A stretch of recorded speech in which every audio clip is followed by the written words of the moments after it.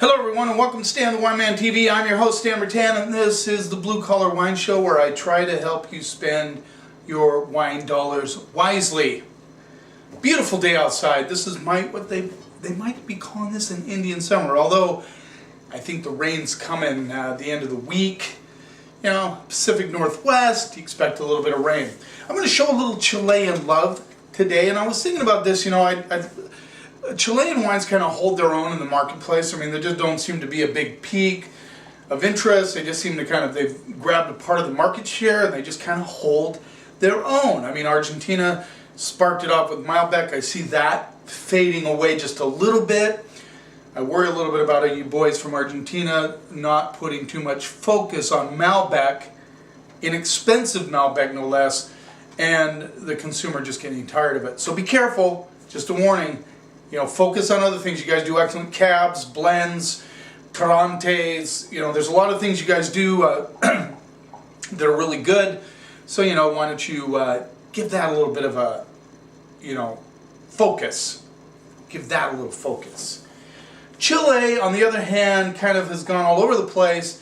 Carmenere, Cabernet, Sauvignon Blanc, Chardonnay, all big players in Chile.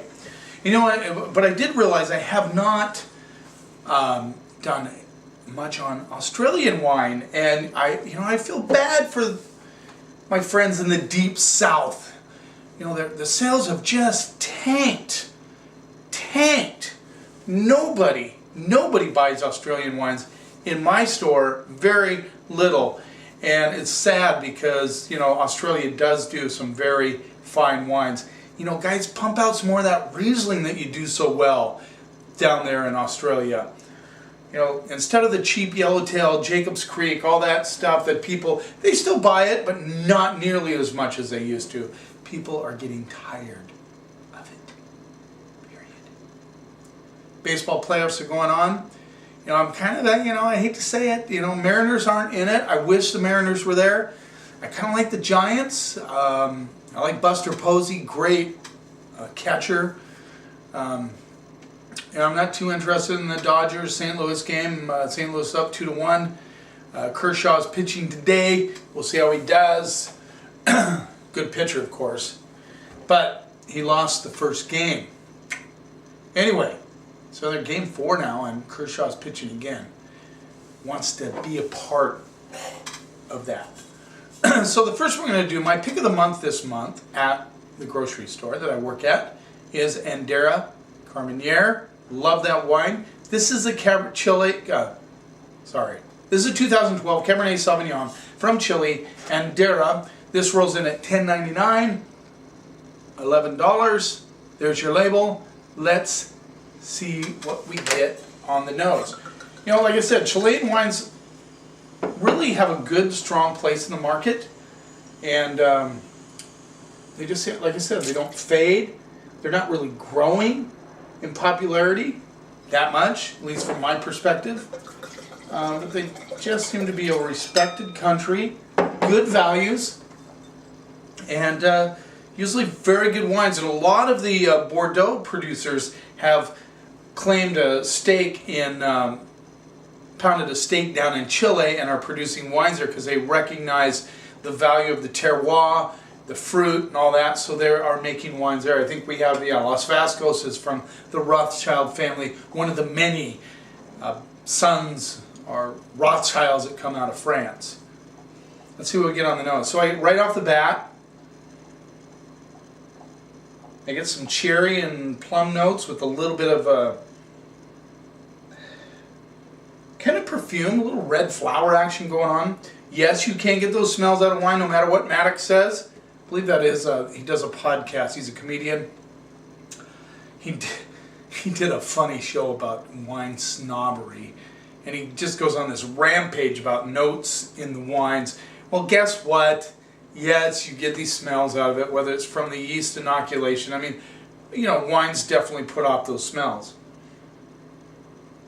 Get a little bit of tobacco. There's some chocolate on this, which I find very intriguing. I like chocolate in my wine. Just a touch of, just a skosh of stink. Not bad. A little bit of forest floor. Let's see what we get on the palate. Nice nose, by the way.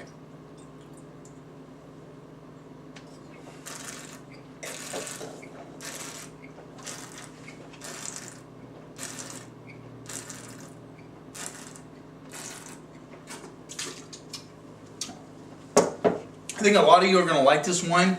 Kind of full-bodied, has a nice plushness, a little bit of cherries and currants, mostly currants coming through.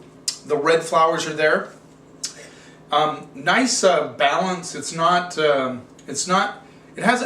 out a little bit on the finish, but the chocolate notes come through on the finish, just barely. It's more of a kind of a cross between bittersweet and milk chocolate, you could say.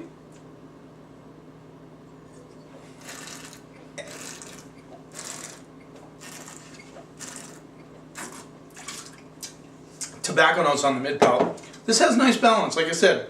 Good flow across the palate. Good balance. Thins out a little bit on the finish. Nice up front. Doesn't go fruit forward. Has a little bit of that forest floor kind of thing. Yes, a little bit of dirt going on, but not in a bad way. In a positive way. You get that feeling of the forest floor in there. And the chocolate tones at the very end. The only flaw I would say in this wine, to me, would be the thin finish. But it's 11 bucks. It's a good cap. It represents the that varietal well. I'm going to go C+, B-, almost on the B- side. Not quite. Really close. For 11 bucks, it's a good deal. Let's move on. Now here's a varietal that is I love. I'm not saying it's my favorite, but I really like a good Carmenere. Now Carmenere, you always say the 5 grapes of Bordeaux. See, Cab Merlot, Cab Franc, Petit Verdot, Malbec, but there's really 6. Carmenere used to be in there, and of course it made its way to Chile, where for a long time they thought it was Merlot. That's what they called it. Finally, the scientists came in and said, no, this is not Merlot, it's Carmenere. This is 2012 Los Vascos Carmenere Grand Reserve, and this is from Domaine Baron de Rothschild Lafite. This is $20. Now don't be turning your nose at a $20 Chilean cab. Not all Chilean cabs can roll in at under $10 or under $15. Just can't. The only problem I have with Grand Reserve is, unlike Spain where Grand Reserve, they really have a special meaning, it doesn't always have a special meaning in Chile or the US. You know, like in Rioja, Grand Reserva means that it was in barrel for 2 years and bottled for 3 years. We just know that. Reserva, in barrel for 1 year, bottle for 2 years. You know, Crianza, barrel for 1 year. Those have a meaning. Sometimes they just throw those things out. Grand Reserva must be better. Not necessarily. The other thing I want to point out is, don't stick your nose up at a $20 Chilean product. They have way more expensive wines than that. You just don't see them a lot because a lot of your grocery stores don't carry them. You know, some bottle shops do, where they can hand sell them, perhaps taste you on them first. But, you know, they have legitimate expensive wines. $20 is not necessarily expensive, but you know what I'm saying. You got the idea. You know, there are wines worth $100 from Chile. Well, they're worth it or not. I don't know. I haven't tasted one yet.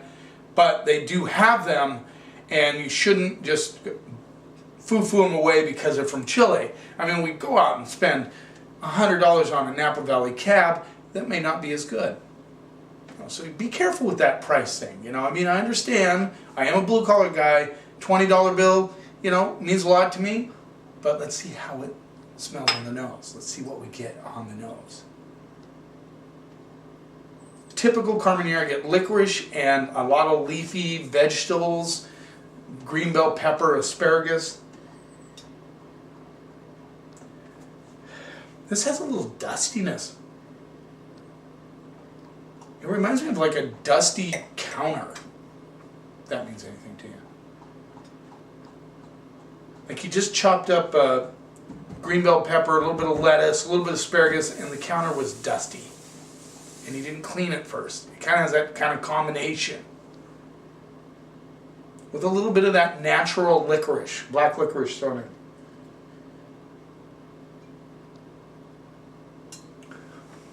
A little bit of, I get a little bit of raspberry, which is curious. Let's see what we get on the palate. See, I'm practicing swirl in the air so I don't make noise on this bar top.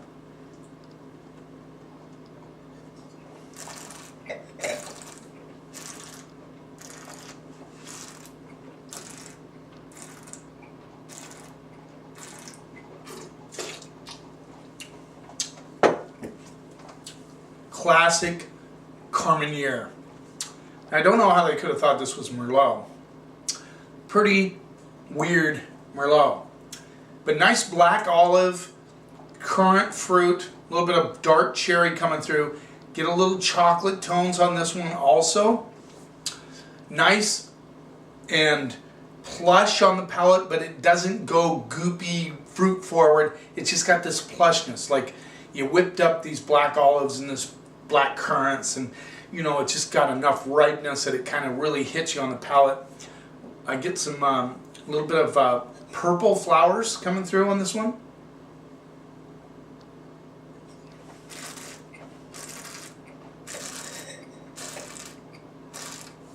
And the chocolate tones really come through on the mid palate. The tannins are soft. It doesn't have any grip.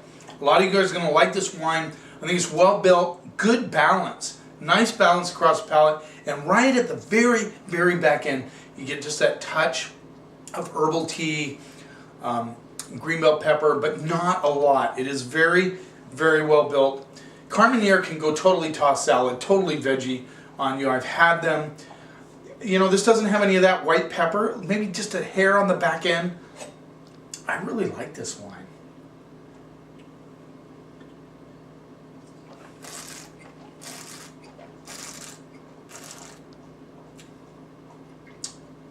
Yeah, just a little bit of vegetal on the backside, but the fruit, nice flow across the palate.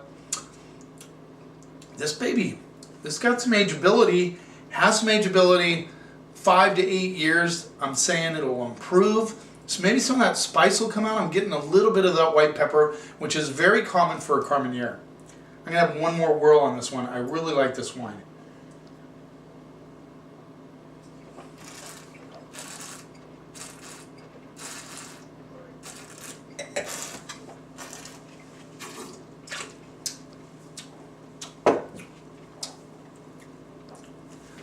You know, maybe it's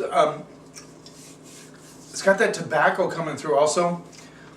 For 20 bucks, I think this is a great bottle of wine. I really do. I like it. I think it's, you know, it has some of that old world characteristics, but you can tell it's new world wine because of the fruit. Because of the fruit.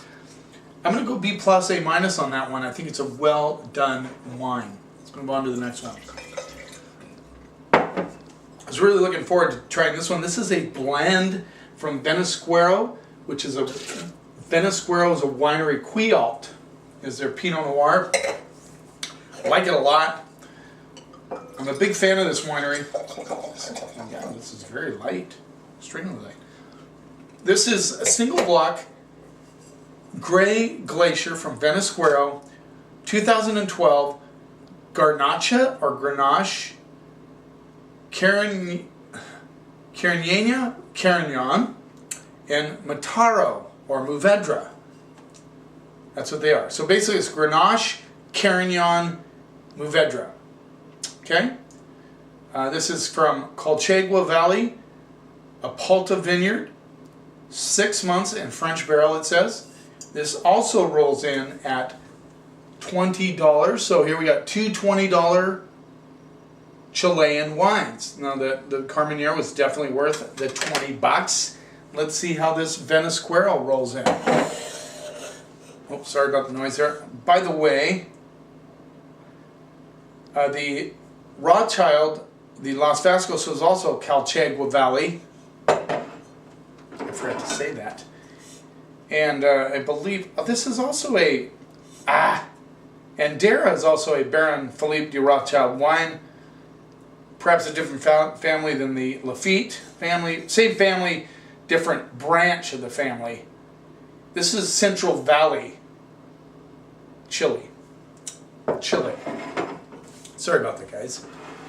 You'd think I'd done a few of these, I would know to read that. So did you get that? Colchagua, Central Valley, Chile, Rothschild, and this is Venisquero. Whew. All right, let's see what we get on the nose. Very challenged. I'm not getting hardly anything. A little bit of tobacco, a little bit of red flowers.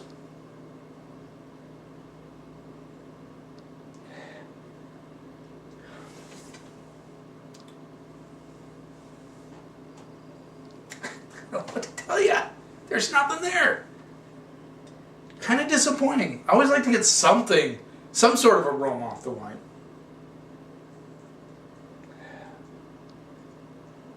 Nope. Sorry. I mean, unless I just lost my sense of smell, there's nothing there. Maybe a little bit of old leather. Let's see what we get on the palate.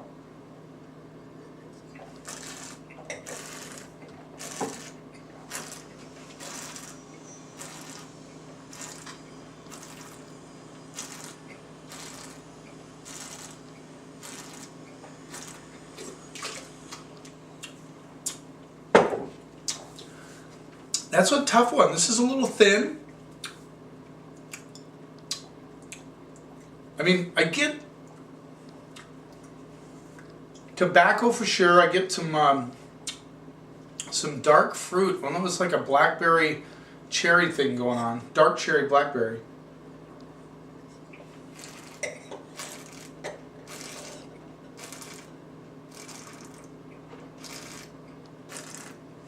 It's almost like a root beer element coming through. The tannins are very soft. A little bit of black tea, tobacco, they're all there. Some, not much. A little bit of forest floor, but not barely. I get like a spicy element, like a little bit of black pepper on the back end.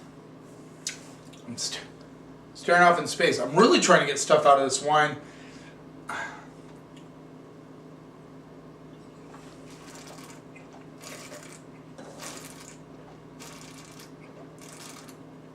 You know, it has some strength on the mid palate. Almost like there's a little bit of a tobacco, dark fruit. It thins out a lot on the finish. It's okay. To me, it's not a $20 wine. I mean, there's some good qualities to it. I mean, it's easy to drink. You could slam this bottle in a heartbeat. Not for any other reason than it's just a little on the thin side.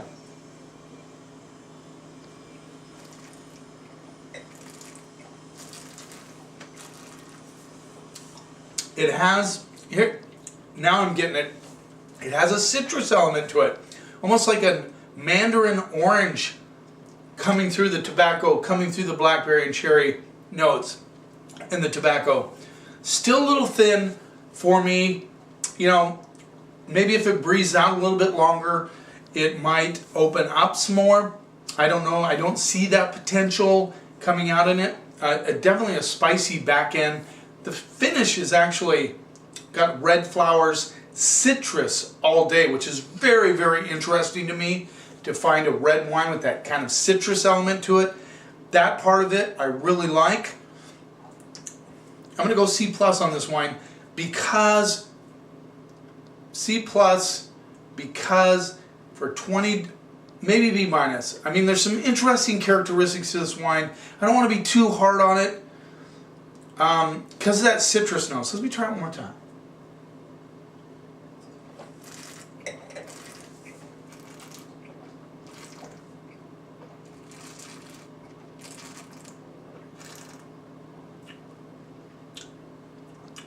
Almost like a blood, like citrus, A little bit of that blood. Have you ever cut yourself, sucking on your finger? It has a little bit of that there.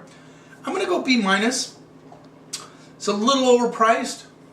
I would be happier if it was like under 15 bucks, but it also might evolve with a little bit more air. I like the finish is long. There's that spice, leather, tobacco thing just kind of hangs on. I'm going to go B-. I hope you're enjoying these programs. I'm enjoying doing them. I see a little bit of an increase in my viewership. I like that. I got a few more subscribers. Thank you very much if you subscribed.